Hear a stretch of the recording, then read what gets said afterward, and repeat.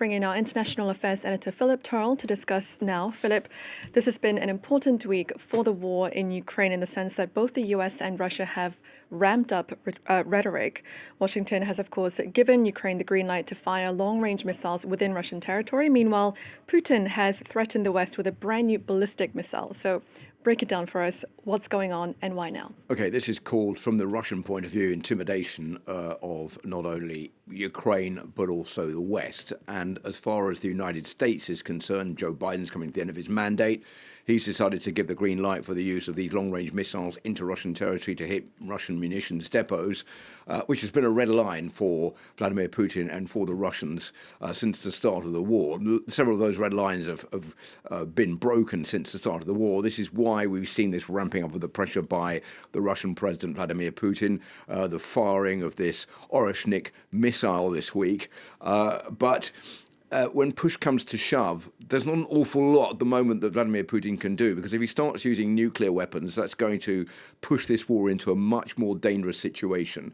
And he knows that although he's been threatening nuclear weapons for months, if not since the start of this war, I don't think anybody really wants to take him seriously on that, because he knows that the day he uses a nuclear weapon against Ukraine, then that is going to open up the door to other nuclear nations using nuclear weapons against Russia, which is something, of course, that he doesn't want.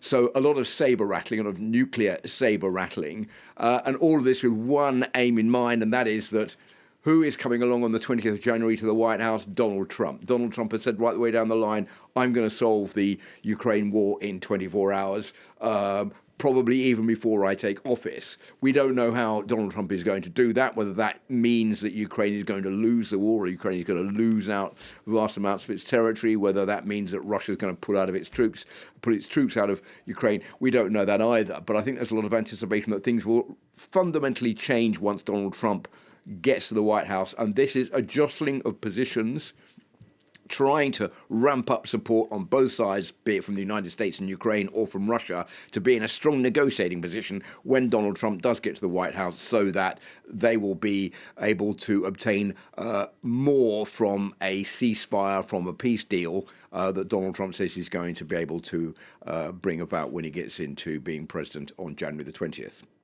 So then in the face of all this, what's been the response of Ukrainian President Volodymyr Zelensky? Well, he has made it pretty clear that he thinks that there's no way that Vladimir Putin wants to negotiate. He said basically this week the firing of this rocket, this ballistic missile into Ukraine, is the final proof that Russia does not want a peace deal with Ukraine, and it's going to carry on firing those missiles and trying to win as much territory as it possibly can before Donald Trump gets to the White House. He's asked for Western partners to get together to provide Ukraine with a new shield to protect it from missiles falling on the country. It's going to be difficult for that to be put into good use before the arrival of Donald Trump in the White House, and certainly as far as the Oreshnik missile is concerned, because there's no way of firing that down. Ukraine is open, of course, to further attacks by that missile. You know that these missiles can be used with just conventional weapons on, but also can take nuclear warheads. For the moment, there doesn't seem to be any sign that Russia is going to use those nuclear warheads, but I think there is concern in Ukraine that this conflict is taking on a dramatic new turn. We've seen a moving out of the parliament from Kyiv in Ukraine, and also Ukraine and NATO are due to meet this week with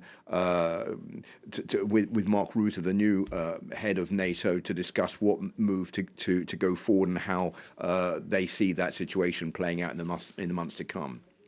Philip, thank you very much.